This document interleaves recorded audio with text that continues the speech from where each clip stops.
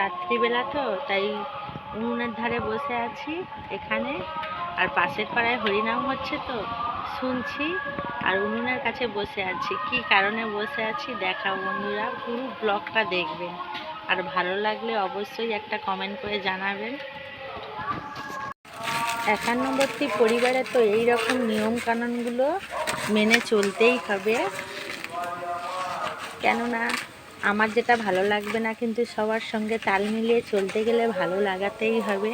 তাই কিছু কিছু ভালো লাগা খুবই ভালো লাগে, তাই আজকের কিছু ভালো লাগার মুহূর্ত শেয়ার করব।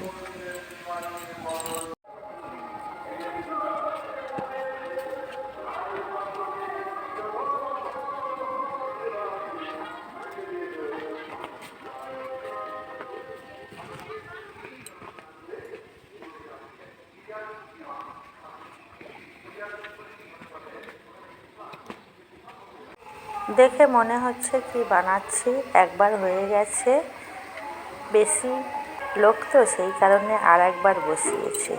আর আমরা বাঙালিরা পিঠেটাই খুব সুন্দর করি হিসেব মতো। এখানে ফার্স্ট পিঠে আমাদের এটা করতে হয়, টিকলি পিঠে। তারপরে এই পিঠেটা বানিয়েছি, খুব একটা খারাপ না, সুন্দর হয়েছে। এবার বেশি করতে গেলে আর সুন্দর করে করা যায় না তো, তাই পিঠেগুলো সিদ্ধ হয়ে এসেছে। হাই বন্ধুরা, সন্ধ্যাবেলা কি করছি দেখুন। এবছর পৌষ সংক্রান্তিতে পিঠে খাওয়া হয়নি তো, পৌষ মাসের লাস্টের দিকে এই পিঠে বানিয়েছি।